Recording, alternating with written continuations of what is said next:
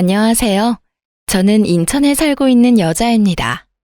저는 막무가내로 굴던 시모와 절연을 한 지 3년이 다 되어 가는데요. 무엇보다 가족을 중시했던 제가 절연까지 하게 된 사연 함께 들어주시겠어요? 저와 남편은 오랫동안 연애를 하고 결혼을 했었어요. 오랜 연애를 바랐던 건 아니었지만 양쪽 다 형편이 녹록지 않았던 터라 미루다 보니 늦어진 결혼이었죠.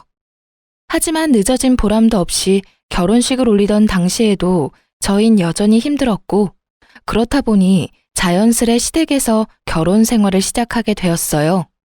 1, 2년가량 시댁에 지내며 돈을 더 모아 분가를 하기로 했었던 거였어요. 그 당시 시부께서 돌아가신 지도 얼마 되지 않아 시모 역시 저희의 합가를 환영하시는 분위기였고, 그렇게 나름 괜찮은 분위기에서 시작된 시댁살이었어요. 그래서 안심이라는 걸 했던 제 탓이었을까요? TV에서나 보던 시집살이가 예고도 없이 저를 찾아왔습니다. 그 당시 자녀 계획은 일단 뒤로 미뤄뒀던 터라 저는 보다 편한 마음으로 회사 생활을 하고 있었어요. 적금, 생활비, 용돈, 그 빠듯한 생활 속에서도 일정 금액을 친정엄마에게 주고 있었는데 그걸 우연히 시모가 알게 되었고 거기에서부터 시모의 핀잔과 막말이 시작되었어요. 너 정말 네 친정에 돈 주고 있니? 아, 네. 어떻게 아셨어요? 어제 너랑 네 남편이 하는 말 우연히 들었다. 너는 시집도 온 애가 왜 친정에 돈을 주는 거야? 아, 그게 엄마가 몸이 좋지 않으셔서 일을 할 수 없는 상황이거든요. 그래서 언니랑 저랑 조금씩 보태드리기로 했어요. 당시 친정엄마는 몸이 좋지 않으셨어요. 병원에 다니고 계시긴 했지만 이렇다 할 병명도 없었고 그렇게 마땅히 할 수 있는 치료가 없는 상태였죠. 상황이 그러하자 엄마는 일도 할 수 없었고 언니와 제가 조금씩 보태 생활비를 마련해주고 있던 상황이었습니다. 이 모든 건 남편과 합의된 상황으로 저희가 결혼하기 전부터 남편과 이야기를 나눠 남편이 흔쾌히 허락한 일이었죠. 뭐야? 아니 그게 말이 된다고 생각하니? 내 아들이 힘들게 번 돈으로 내 집에서 편하게 사는 그런 주제에 네가 왜 너한테 도움 하나 안 주는 친정에다 돈을 가져다 주니?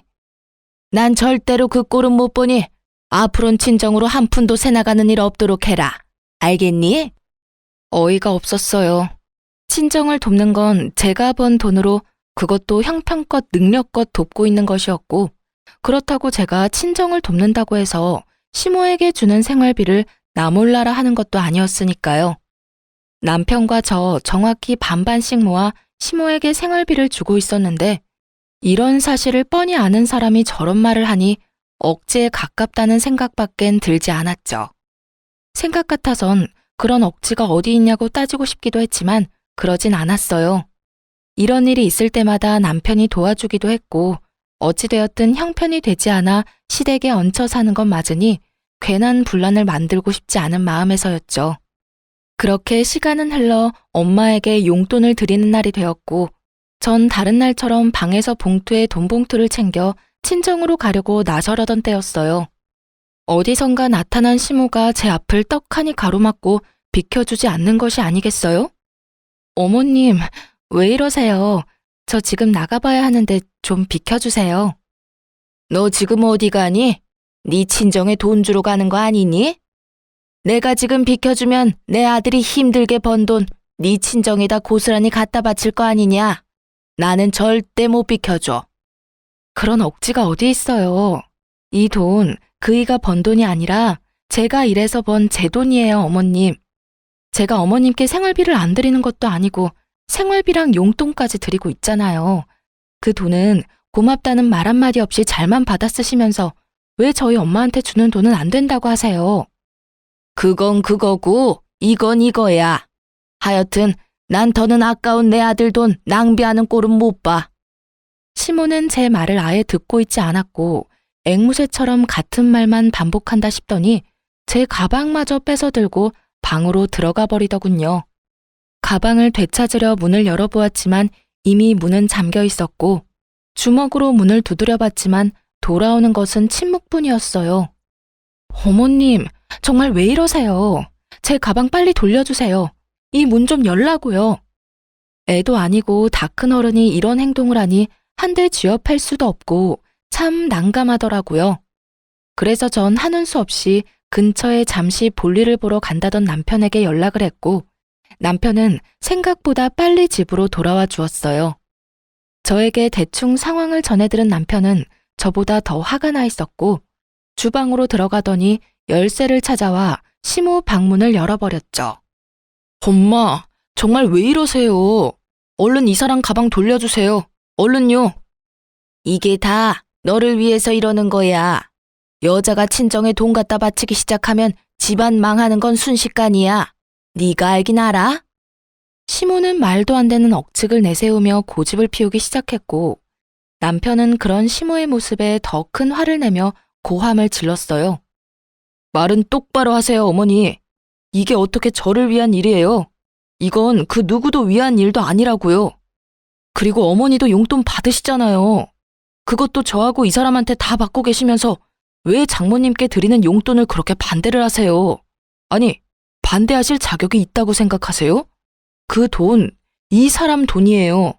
저도 간섭 안 하는 이 사람이 고생해서 번 이 사람 돈이라고요. 너 어떻게 말을 그렇게 하니? 시집온 며느리가 친정에 돈이나 갖다 바치는 꼴을 내가 그냥 보고만 있으라니 말이니? 어머니도 용돈 받으시잖아요. 어머니도 저한테나 이 사람한테나 용돈 받고 계시면서 왜 장모님 드리는 용돈은 한사코 반대하시냐고요. 다 됐고 어머니가 이렇게 싫다고 하시니 처가해 주던 용돈 이제 드리지 않을게요. 대신 어머니께 드리던 용돈도 앞으로 없을 겁니다. 이 사람도 저도 더는 어머니께 생활비 빼곤 일체 돈 드리는 일 없을 거라고요. 남편의 말에 시모는 그건 또 싫은지 아무 말도 하지 않고 있더군요.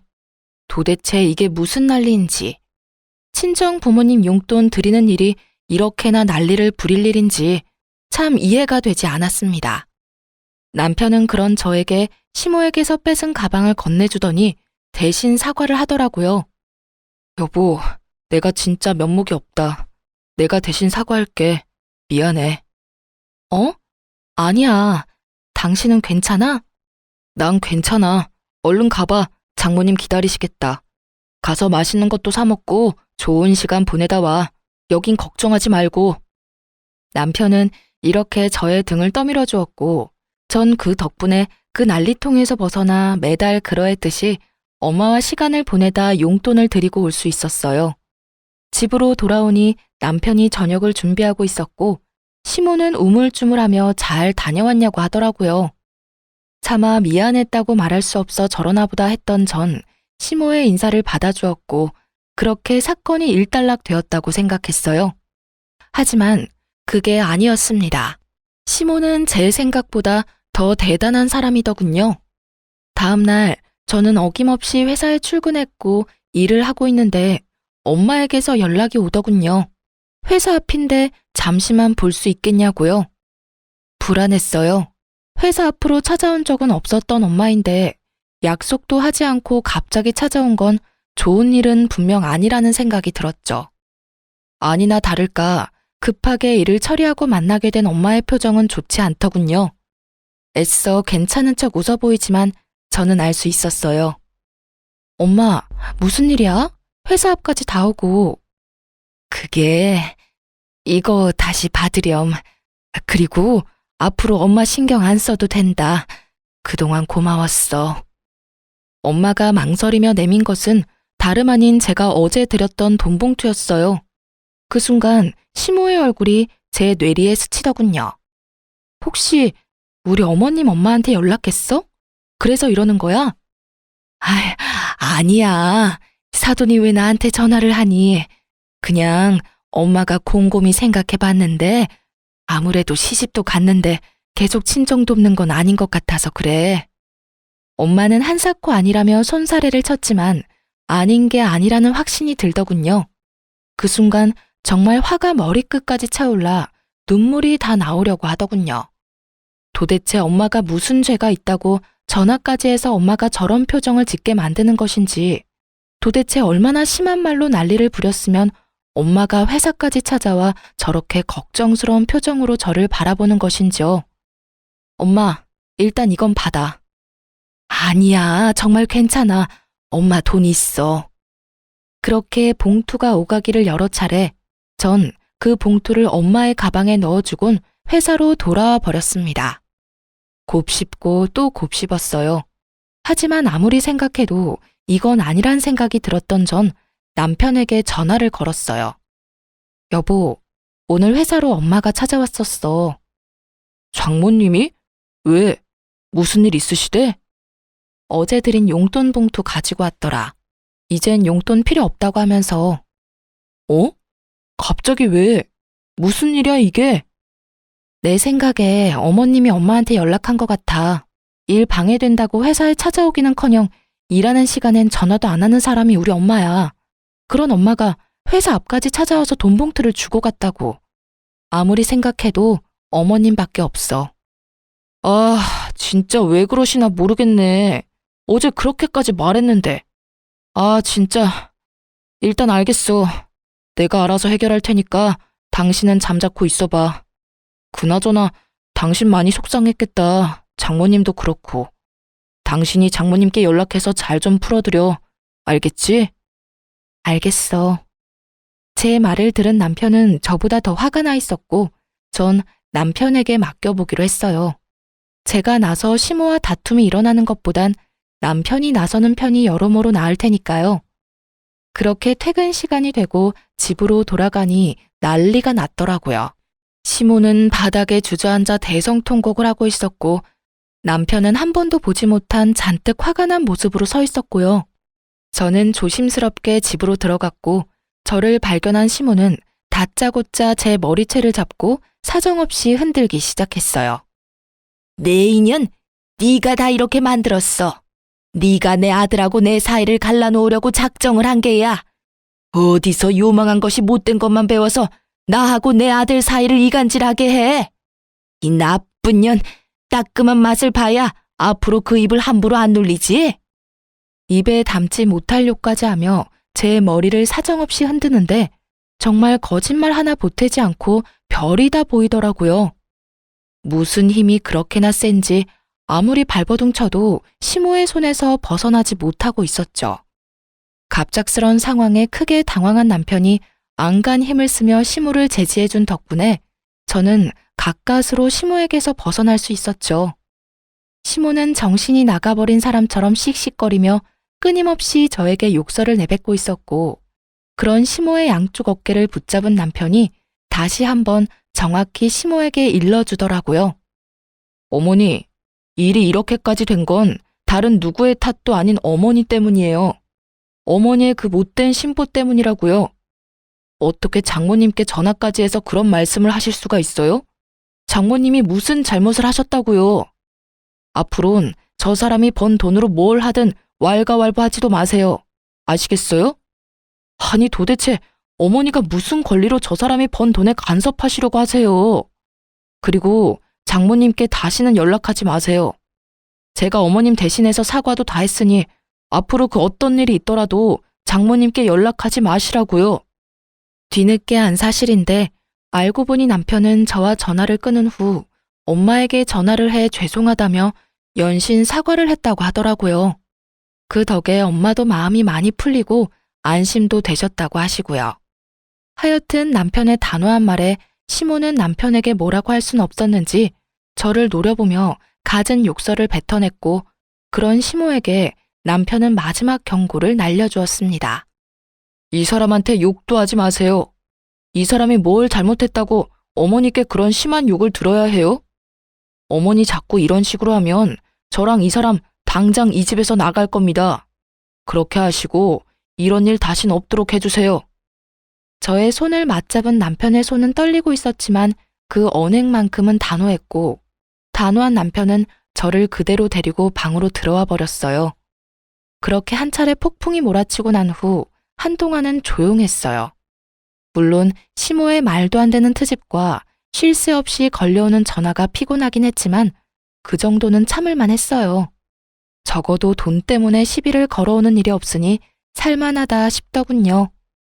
그러던 어느 주말 집에서 시간을 보내고 있는데 엄마에게 전화가 와 받았더니 병원이라고 하며 환자분이 쓰러지셨다고 빨리 병원으로 오라고 하더라고요. 정말 눈앞이 깜깜해진다는 말이 뭔지 알겠더라고요. 남편은 저를 데리고 바로 병원으로 갔고 병원에 가보니 다행스럽게 엄마는 괜찮더라고요. 저희의 우려와는 달리 엄마는 빈혈로 쓰러지신 것이었고 한동안 약만 드시면 괜찮다는 말을 들을 수가 있었어요.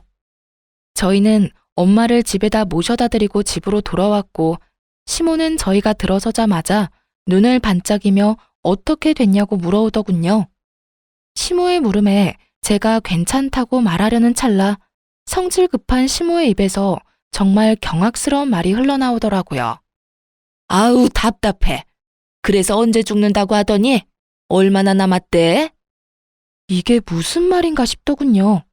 멀쩡히 살아서 집까지 모셔다 드렸는데 언제 죽느냐니, 얼마나 남았냐뇨. 시모의 미친 소리에 저는 고래고래 소리를 질러버렸습니다. 어머니, 그게 도대체 무슨 말이세요? 무슨 말을 그렇게 하시냐고요? 저희 엄마가 왜 죽어요? 저희 엄마 안 죽어요. 사돈 죽는 병 걸린 거 아니니? 왜? 계속 몸이 안 좋다고 했었잖니? 병원에 가서 검사해도 아무것도 안 나오는데 이상하게 계속 좋지 않다고 그랬었잖니? 어머님, 멀쩡한 사람한테 죽는 병이라니요. 말이 너무 심하시잖아요. 농담이라도 그런 말 하지도 마세요. 저는 그야말로 노발대발하며 팔짝팔짝 뛰었고 남편은 너무 어이없는 상황에 화조차 내지 못하고 멍하게 있더라고요. 아니면 됐지. 뭐 그렇게 화를 낸다니? 애 떨어질 뻔했다 얘. 그 순간 정말 이대로는 못 살겠다는 생각이 들더군요. 이대로 얼굴 보고 살다간 화병으로 제명에는 못 살겠다는 생각이요. 그래서 전 짐을 싸려고 방으로 들어가려고 했고 문고리를 잡는 그 순간 제 뒤통수로 더욱 경악스러운 말들이 날아와 꽂히기 시작했어요. 그런데 네 엄마 보험은 드셨니? 혹시 없으면 내가 소개 좀 해줄까? 앞으로 어떻게 될지 누가 알겠니? 미리미리 준비해두면 좋지 않겠어? 보험, 좋죠. 좋다고요. 미리 준비하면 좋고 들어놓으면 만약의 상황에서 큰 도움이 되는 것도 사실이고요. 그런데 그걸 왜 시모가 하필 이런 타이밍에 걱정을 하는 것인지 이해도 되지 않을 뿐더러 그 시꺼먼 머릿속이 훤히 보여 정말 참을 수가 없더라고요. 저는 시모를 향해 다시 한번 꽥 소리를 질러버렸고 그제서야 정신을 차린 남편도 화를 내기 시작했어요. 어머님! 어머니, 제발 좀 그만하세요. 저희 사정도 그렇고 아버지도 돌아가시고 해서 웬만하면 참고 살아보려고 했는데 도저히 안 되겠네요. 저희 이 집에서 나가겠습니다. 뭐? 분가를 하겠단 말이야? 아니 아들, 난 그냥 궁금해서 물어봤을 뿐이야. 그게 그렇게나 큰 잘못이니? 네가 날 버리고 이 집을 나간다고 할 만큼? 시모는 도리어 저희가 이상하다는 듯 몰아세우기 시작했고 그런 시모의 말을 듣던 남편은 도저히 말이 통하지 않는다고 생각했는지 대꾸도 하지 않고 간단한 짐을 챙겨 저를 데리고 나와버렸습니다. 그렇게 갑작스럽게 시댁을 나오게 된 저희는 친정으로 가게 되었고 그 이후 시모에게 연락이 오긴 했지만 전 모든 연락을 다 무시해버렸어요. 그렇게 제가 모든 연락을 무시해버리자 회사 앞까지 찾아와 저를 기다리고 있더라고요. 어머님, 여기까지 무슨 일이세요? 부모 자식 간 영 끊게 해놓고 얼마나 잘 먹고 잘 사는지 보러 왔다. 그래, 좋으냐? 중간에서 이간질해서 내 아들만 데리고 쏙 나가니까 아주 속이 시원하냐? 이런 나쁜 것 같으니라고. 내가 뭘 그렇게 잘못했다고 내 아들을 뺏어가? 시모는 주변의 시선을 의식한 듯 큰 소리를 내며 저를 몰아세우기 시작하더라고요. 모르긴 몰라도 저에게 부모 자식 간의 연을 끊게 만든 나쁜 년이라는 낙인이라도 찍고 싶은 모양이었어요. 시모의 계획대로 저희 주변으로 사람들이 몰려들었고 시모는 최대한 불쌍한 표정을 지으며 저를 보고 있더군요. 어머님, 오죽했으면 아범이 집을 나가자고 했겠어요. 어머님이 제가 친정에 드리는 용돈부터 시작해서 사사건건 다 걸고 넘어지셨잖아요. 그것뿐인가요? 멀쩡히 잘 살아 계시는 저희 엄마한테 뭐라고요? 언제 죽냐고요? 죽을 병 걸린 거 아니냐고요? 진짜 이것만 해도 기가 막히는데 보험은 드러났냐고요? 어떻게 사람이 그런 말을 할 수가 있어요? 멀쩡히 살아있는 사람을 상대로 어떻게 그런 말을 할 수가 있냐고요? 그거야. 평소에도 워낙 아픈 사람이었는데 병원에서 급히 연락까지 오면 그런 생각이 드는 건 당연한 거 아니니? 그리고 내 말이 틀렸어? 보험이라도 드러나야 혹시나 진짜 죽을 병이라도 걸리면 병원비라도 할 거 아니야. 생명보험까지 들면 저 세상 가면서 딸한테 크게 도움도 되고 얼마나 좋아? 내가 나 좋다고 그랬는 줄 아니? 다 너희를 위한 거야. 아무리 그렇다고 한들 산 사람한테 그런 말은 하면 안 되죠. 그리고 그게 어떻게 저희를 위한 건가요? 저희는요, 그런 돈 따위 바란 적도 없다고요. 그래, 그럼 그렇다고 치고 난 그저 정말 사돈 건강 상태가 궁금했을 뿐이고 또 상황이 그러니 보험은 드셨는지 궁금해서 물었을 뿐인데 그게 그렇게 큰 잘못이냐? 그게 내 아들이 내 연락도 받지 않을 만큼 큰 잘못이냐 이 말이다. 시모는 끝까지 자신의 잘못을 몰랐고 끝까지 자신은 잘못한 것이 없다며 고래고래 소리까지 질러댔어요. 그런 시모의 고함에 구경하던 사람들은 동정심은커녕 저마다 수군대며 시모에게 손가락질을 하기 바빴죠. 그때서야 무언가 잘못됐음을 인지한 시모는 이건 아니다 싶었는지 꽁지 빠져라 도망을 쳐버렸습니다. 전 집으로 돌아가 남편에게 모든 사실을 알렸고 화가 머리끝까지 난 남편은 시모에게 연락을 하더라고요. 어머니, 다시 한번 집사람 회사 찾아가서 그런 짓 하시는 날엔 어머니가 돌아가신다고 해도 찾아뵙지 않을 테니 그런 줄 아세요. 하나 있는 아들하고 영 끊고 싶지 않으시다면 두 번 다신 집사람 괴롭히지 말란 말이에요. 남편의 말에 고함을 지르는 시모의 목소리가 들려왔지만 남편은 가차없이 전화를 끊어버렸고 그 뒤론 시모에게선 연락이 오지 않았어요. 그렇게 저흰 부지런히 살았고 친정살이를 한 지 1년이 되던 해에 작지만 저희만의 보금자리를 얻을 수 있게 되었어요. 엄마는 진심으로 저희의 앞날을 빌어주셨고 저흰 새로운 집에서 새롭게 시작하는 마음으로 잘 살아가고 있었죠. 그러던 어느 날 퇴근을 하고 돌아온 남편의 표정이 좋지 않더라고요. 그저 회사에서 무슨 일이 있었나 보다 하고 생각하기엔 좀 더 심각한 표정이었고 넋이 조금 나간 듯한 느낌이었어요. 그래서 전 무슨 일인지 조심스럽게 물어보았죠. 여보, 혹시 무슨 일 있어? 당신 표정이 너무 안 좋아.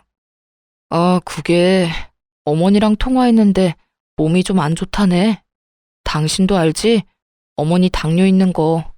당뇨 합병증이 왔나 봐. 이건 또 무슨 일인가 싶더라고요.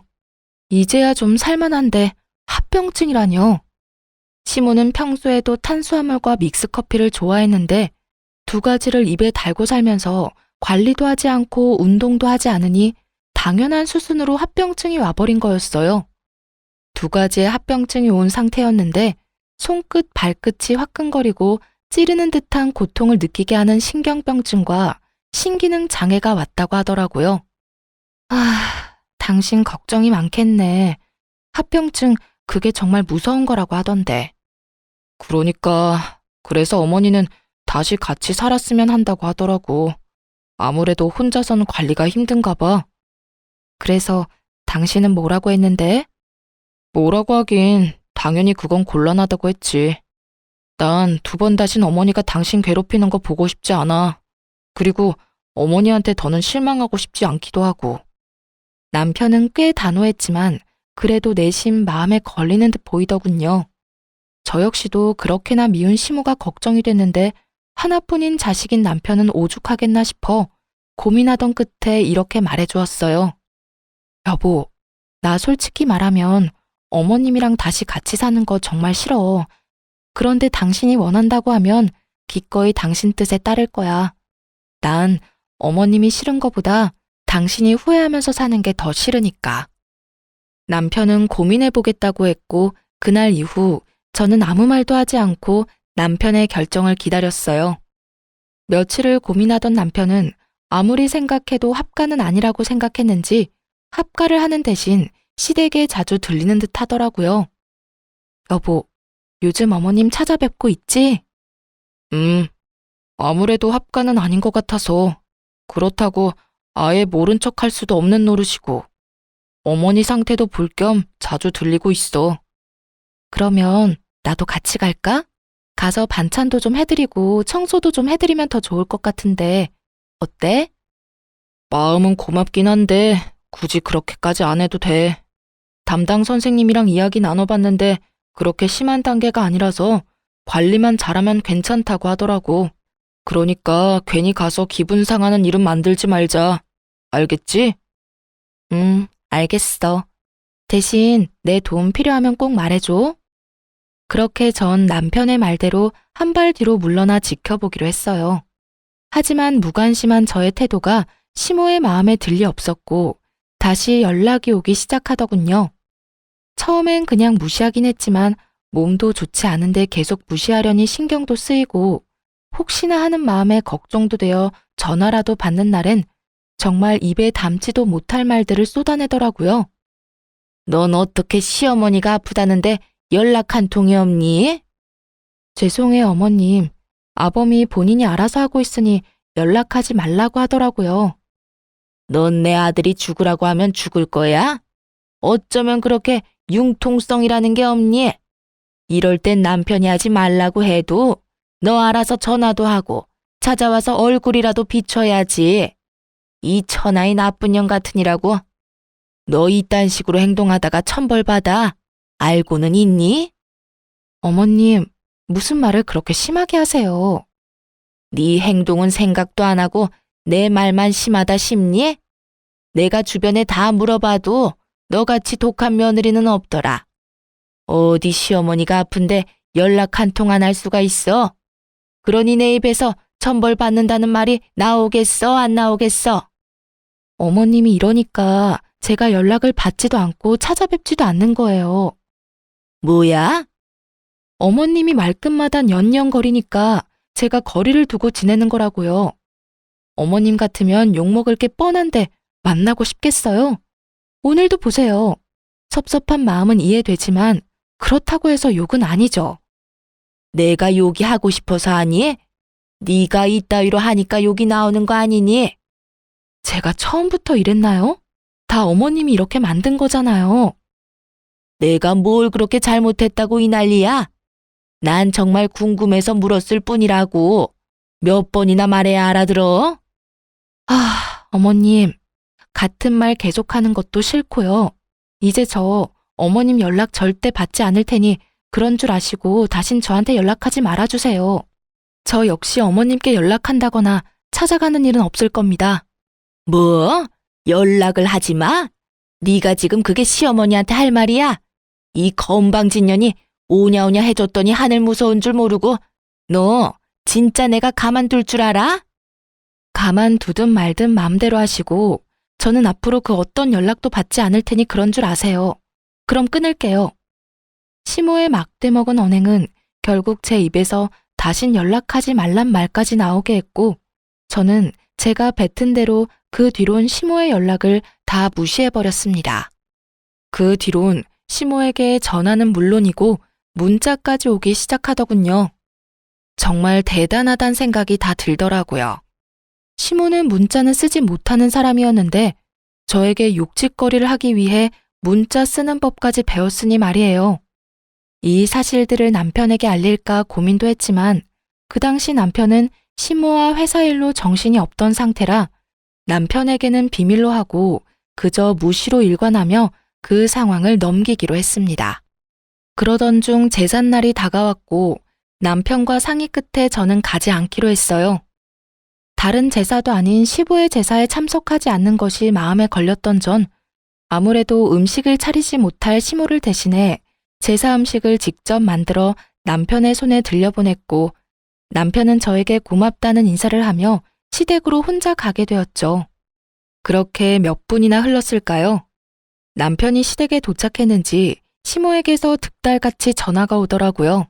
전 혹시나 하는 마음에 전화를 받았고 그 전화로 인해 제가 참 어리석고도 허튼 짓 했다는 것을 알게 되었죠. 네가 다른 날도 아닌 오늘 같은 날에도 코빼기도 안 비친다는 게 말이 된다고 생각하니? 도대체 친정에서 뭘 배웠길래 이딴 행동을 하는 게야? 사돈도 아니? 네가 이따위로 행동하고 있다는 거? 어머니, 제발 좀 그만하세요. 제가 오지 말라고 했다고요. 어머니랑 부딪혀봤자 좋을 거 없어서 제가 오지 말라고 했다고요. 난리도 그런 난리도 없더라고요. 저에게 모진 말들을 서슴없이 뱉어내는 시모와 그런 시모를 말리는 남편. 어머님, 제가 말씀드리지 않았나요? 앞으로 어머님 보지 않고 살겠다고요. 그래서 오늘 같은 날도 안 왔다 이거니? 그걸 변명이라고 하는 거야? 변명이 아니라 저는 앞으로 어머님 집엔 발길도 하지 않을 거라고 말하는 거예요. 그러게 저한테 왜 그렇게까지 하셔서 이런 날 이런 상황까지 만드세요? 저를 탓하지 말고 어머님이 이때껏 저한테 한 행동을 돌아보세요. 그러면 제가 왜 이렇게까지 하는지 충분히 아실 거예요. 시모는 남편의 말도 제 말도 듣지 않고 있더라고요. 옆에서 들려오는 남편의 말에도 제가 한 말에도 대꾸조차 하지 않은 채 오로지 본인의 말만 쏟아내고 있었으니까요. 한마디로 말이 통하지 않는 상태였어요. 너는 진짜 벌 받을 거다. 암 그렇고 말고. 어떻게 며느리가 하나뿐인 시아비 제사에 안 올 수가 있니? 이딴 음식이나 보내면 끝이야? 누가 이딴 음식 만들어 달라고 했냐? 네가 도대체 우리 집을 어떤 식으로 생각하길래 이딴 식으로 나오냔 말이야? 어머니, 제발 이러지 좀 마세요. 그 사람이 어머니 음식하기 힘들다고 오늘 내내 준비한 거라고요. 그걸 왜 쏟아버리세요? 시모의 고함과 함께 제가 보낸 음식들이 쏟기는 소리가 들려오는가 싶더니 이내 남편의 화내는 소리와 함께 전화가 끊겨버리더군요. 그렇게 끊겨버린 휴대전화를 들고 한참을 멍하니 있었던 것 같아요. 도대체 내가 무슨 잘못을 얼마나 했길래 이런 취급과 이런 말들을 들어야 할까? 복잡한 생각들이 가득했던 것 같아요. 단 한 가지 확실한 건 이로써 시모와 저의 인연은 여기서 끝이라는 것이었죠. 저의 마지막 인내심과 마지막 대우는 산산조각 나버렸으니까요. 이윽고 시댁으로 갔던 남편이 엉망이 되어버린 음식을 가지고 돌아와 저를 보며 울더군요. 왜 울어 여보? 아, 진짜 당신한테 너무 미안하다. 기껏 만들어준 음식인데 이렇게 다 엉망이 되어버렸어. 이깟 음식이 뭐라고 울어. 난 괜찮아. 정말 괜찮아. 미안해 정말. 나 때문에 그런 몹쓸 말까지 듣고. 내가 진짜 미안해. 앞으로 내가 더 잘할게. 당신 상처받은 만큼 내가 더 잘할게. 이러면서 우는데 제가 뭘 할 수 있겠어요? 그저 괜찮다고 하며 남편을 안아주는 수밖에요. 그날 이후 남편은 시댁에 가는 일은 거의 없었고 시모 역시 저에게 연락이 오지 않더군요. 그렇게 몇 달. 저는 안심하며 나름 평화로운 생활을 지내고 있었어요. 그러나 어느 날 저의 그 안일한 마음을 비웃기라도 하듯 아주 대단한 일이 저를 기다리고 있더군요. 그날도 다른 날과 똑같이 회사를 마치고 들뜬 마음으로 집으로 향했고 현관으로 다가가는데 그곳엔 생각지도 못한 사람이 기다리고 있더군요. 네, 맞습니다. 그 사람은 바로 시모였어요. 시모는 현관문 앞에서 저를 기다리고 있었고 집 앞까지 찾아온 시모를 하는 수 없이 집으로 들이게 되었어요. 밖에서 기다리게 해서 죄송합니다. 이 정도 말은 해야 하는 거 아니니? 내가 밖에서 몇 시간을 기다린 줄 알아? 몸도 성치 않은 내가 말이다. 저랑 약속하고 온 것도 아니고 아무 말도 없이 불쑥 찾아오신 건 다름 아닌 어머님이세요. 그런데 왜 제가 사과까지 해야 하나요? 이게 사과가 필요한 상황이라고 생각하세요? 전 아닌데요. 네가 이러니까 내가 널 싫어하는 거야. 아주 사람 질리게 하는 재주가 있구나. 저 어머님이랑 얼굴 붉히고 싶지 않아요. 그러니 할 말 있으시면 얼른 하시고 돌아가 주세요. 제 말에 시모는 저를 쏘아보더니 가방 안에서 종이 한 장을 내밀더군요. 이게 뭐예요? 뭐긴 뭐야, 각서다. 거기에 네 도장 좀 찍으렴. 저는 시모가 내민 각서를 살펴봤고 그 내용은 그야말로 가관이었습니다. 신장 이식이라니 지금 저보고 신장 이식 각서에 도장을 찍으란 말인가요?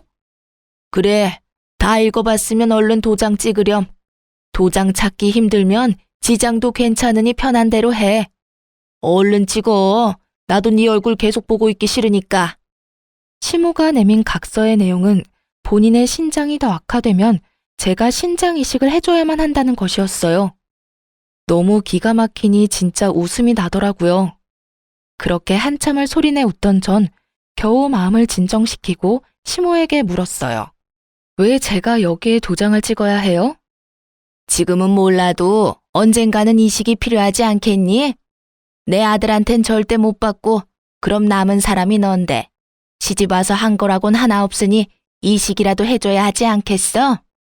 아, 그러니까 때가 되면 잔말 말고 신장 이식이나 해내라. 이 뜻이네요? 그래, 다행스럽게 말귀는 잘 알아먹는구나. 제가 왜 당연히 해드린다고 생각하고 계시는지는 모르겠는데 잘 들으세요. 어머님, 저는 절대로 이식 같은 생각해 본 적도 없고 해드릴 생각도 없어요. 그러니 이 각서 가지고 돌아가 주세요. 얼른 찍어. 나는 오늘 무슨 일이 있어도 이 각서에 네 지장이라도 찍고 갈 거니 그런 줄 알고 얼른 찍으란 말이야. 싫다고 말했잖아요. 이렇게 우긴다고 되는 문제가 아니잖아요. 저는 소리를 확 질러버렸고 시모는 그런 저를 잠시 노려보는가 싶더니 이내 웃으며 이렇게 말하더군요. 내가 너 그럴 줄 알고 다 준비했다. 이렇게 말한 시모는 가방에서 인주를 꺼내더니 제 손을 잡고 강제로 도장을 찍으려고 안간 힘을 쓰더라고요. 정말 그 순간 시모에게 빚진 빚쟁이도 아니고 이게 도대체 뭐 하는 짓인가 싶더군요. 어머님, 이거 왜 이러세요? 이 손 놔주세요. 얼른 찍어라, 얼른. 네가 이렇게 버틴다고 될 일이 아니야. 어머님이야말로 이 손 놔주세요. 저 역시 안간 힘을 쓰며 종이를 피했고 그 순간 현관문이 열리면서 남편이 들어와 모든 광경을 봐버렸어요. 남편은 뭐 하는 짓이냐며 각서를 빼앗아 들었고 내용을 빠르게 읽어내려간 남편이 얼른 각서를 찢어버리더군요. 어머니, 정말 제정신이세요? 미치지 않고서야 어떻게 이런 걸 가지고 와서 이딴 짓을 하실 수가 있으세요? 아들, 그런 게 아니라 너도 알다시피 언젠가는 이식이 필요할 거 아니야. 그래서 이 엄마는 만약의 상황을 대비해서 각서라도 남겨두려고 한 거야. 아무리 시모가 좋게 설명하려고 한들 개소리는 개소리일 뿐 사람 말이 될 수 없었죠. 시모의 말에 화가 더욱 머리끝까지 차오른 남편은 낮은 음성으로 이렇게 말하더군요. 어머니, 저 이제 어머니하고 영 끊겠습니다. 그러니 다시는 찾아오지도 마시고 연락도 하지 마세요. 아마 연락해도 연결이 되지 않을 겁니다. 내일 날 박는 대로 전화번호도 바꿔버릴 거니까요. 남편의 말에 시모는 그게 무슨 말이냐며 난리가 났지만 이미 늦은 일이었죠. 겨우겨우 참고 있던 남편의 화를 결국 터져버리게 한 건 장본인이었으니까요. 아들, 그러지 말고 잘 좀 생각해봐.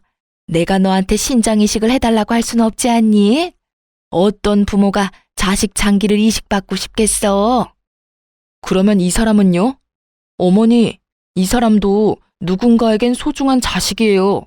그런데 어떻게 어머니는 이 사람을 이렇게나 하찮게 여기세요? 왜 이렇게 막대하시냐고요? 나는 그런 게 아니라 저 물건이 도장 찍으라고 해도 안 찍고 버티니까 하는 수 없이 그랬어.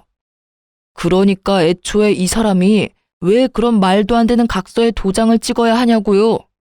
그러면 내가 그 힘들다는 투석을 받아야 한다, 이 말이야? 그런 말이 아니잖아요. 병원에서도 관리만 잘하면 괜찮다고 하고 혹시나 그런 상황이 되면 저한테 말씀하시면 되는 일이잖아요. 왜 이 사람한테 이 난리냐고요. 저는 안 되고 이 사람은 당연히 해줘야 한다는 그런 파렴치한 생각을 버리시란 이 말이에요. 남편의 말에 시모는 대꾸할 말이 없는지 아무 말도 하지 않고 가만히 있더라고요. 남편은 그런 시모를 아무 말 없이 바라만 보다 이윽고 무거운 입을 열었어요. 어머니, 다 됐으니까 당장 나가주세요. 다신 찾아오지도 마시고요. 오늘부로 저는 어머니 아들 안 할 겁니다. 그러니 어머니도 아들 없는 셈 치고 잘 사세요. 건강관리 잘 하시고요.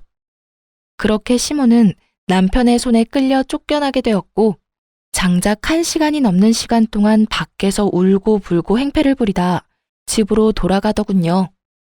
늦은 밤 남편은 저의 손을 붙잡고 이렇게 이야기하더군요. 여보, 미안해. 진작 내가 이렇게 해야 했는데. 연을 끊는다고 결정 내리는 게 쉽지 않더라고. 아니야, 이해해. 지금이라도 그런 결정 내려줘서 난 고마워. 그런데 당신 정말 괜찮겠어? 건강도 좋지 않으신데 걱정되지 않아? 걱정 안 된다고 하면 거짓말이지. 그런데 지금 어머니가 하는 행동은 도를 지나쳐도 너무 지나쳤어. 그래서 이런 결정을 내릴 수밖에 없었던 거고. 그러니까 당신은 내 결정, 내 걱정은 하지 않아도 돼. 난 지금 당신이 더 걱정이니까. 내가 정말 미안해. 저에게 시모를 대신해 정말 진심으로 저에게 사과를 해주는 남편을 보는데 제가 다른 건 몰라도 남편 하나는 잘 골랐다는 생각이 들더라고요. 그 이후 남편은 정말로 시모와의 연을 끊어버렸어요. 전화번호도 다 바꿔버리고 집도 이사해버렸죠. 하지만 정신도 못 차리고 집착도 강한 시모는 각서를 가지고 끊임없이 우리 회사로 찾아왔고 말로 다 표현하지 못할 난동에 저는 결국 회사까지 그만두게 되었습니다. 마침 언니가 하는 가게 일을 배워 창업도 생각하고 있었던 터라 많이 아쉽거나 그러진 않았네요. 하여튼 일을 그만두게 된 저는 언니 가게에 일하며 창업을 준비하게 되었고 남편 역시 마음에는 걸리는 듯 했지만 나름 착실하게 생활하며 잘 지냈어요. 저흰 이렇게 잘 사는데 저희와 연이 모두 끊겨버린 시모는 잘 지내지 못한다는 소식이 들려오더라고요. 들리는 소식엔 시모는 여전히 탄수화물을 과할 정도로 섭취하고 짜고 단 것을 즐기는 건 기본이고 커피 믹스도 하루에 2~3잔씩 먹어댔다고 하더라고요. 그 결과 결국 신장투석을 받으러 다니고 있다고요. 우리 회사 앞까지 찾아와 난리를 부릴 시간에 관리했더라면 투석까진 가지 않았을 텐데 말이죠. 가끔 만약을 생각해 보곤 해요. 아주 만약에 시모가 저에게 조금이라도 잘 대해줬더라면 시모가 저에게 인간 대 인간, 여자 대 여자로 조금의 이해심을 베풀어줬더라면 지금쯤 어떤 모습일지에 대해서요. 이식은 뒷문제겠지만 적어도 이식 적합성 검사 정도는 기꺼이 하지 않았을까 싶네요. 뭐 이미 엎질러진 물이고 이런 생각을 더해봤자 시간 낭비이기에 더는 길게 하지 않긴 했지만요. 요즘 저흰 잘 지내고 있어요. 저에게 소중한 보물이 찾아온 지 5주째 되어가고 있어요. 저희는 이렇게 행복을 느끼며 하루하루 잘 살아가고 있지만 나 홀로 투석하며 힘겹게 지내고 있을 시모를 생각하면 마음이 좋진 않긴 하지만 그런 생각이 들 때마다 그 생각의 끝은 늘 같았어요. 자업자득이라고 말이에요. 임신 후 저희가 가장 많이 주고받는 말은 다름 아닌 이것인데요. 여보, 당신은 내 뱃속에 우리 아기가 딸이었으면 좋겠어, 아들이었으면 좋겠어? 딸! 무조건 딸! 그러다 아들이면 어쩌려고 그래? 아들이어도 괜찮겠지만 이왕이면 당신 닮은 딸이었으면 좋겠어. 너무 예쁠 것 같지 않아? 그런데 왜 엄마 촉이라고 해야 하나? 난 아들 같아, 여보. 아, 정말? 뭐, 아들도 좋아. 딸이든 아들이든 건강하게만 무사히 태어나주면 고마울 것 같아. 당신은? 나도 아들이든 딸이든 상관없는데 다만 고생시키지 말고 한 방에 좀 나와줬으면 좋겠어. 물론 건강하게 말이야. 나도. 아가야, 건강만 하려무나? 저렇게 말해놓고 아기 옷이나 용품은 죄다 분홍색으로 사오는 걸 보면 그래도 여전히 딸이 좋은 것 같네요. 어쨌든 출산까지 아들이든 딸이든 상관없으니 무사히 건강히만 낳아줬으면 하는 것이 요즘 저희의 바람이랍니다. 이로써 저의 사연은 끝이 났네요. 사연을 쓰기 전까지만 해도 부모와의 연을 끊은 사연을 보내는 것이 맞을까 하는 생각이 많았던 것 같아요. 아무리 평범한 사람의 기준에선 이해가 되지 않고 몰상식하다 하지만 그렇다고 해서 연을 끊는다는 건 쉽게 뱉을 말도 쉽게 이해될 수 있는 상황이 아니니까요. 그래서 처음 남편이 연을 끊겠다고 말했을 땐 저 혼자 남몰래 고민도 참 많이 했던 것 같아요. 괜히 저로 인해 모든 것이 이렇게 되어버렸나 하는 생각이 들어서요. 하지만 시간 흐르고 심으로 인해 불행하고 불안정했던 삶이 점점 안정되고 행복해지니 그때 남편의 결정이 참 고맙더군요. 그래서 저 역시 남편에게 항상 고마운 마음을 가지고 살아가 보려고 합니다. 지금까지 저의 긴 사연 들어주셔서 감사합니다. 좋은 하루 되세요.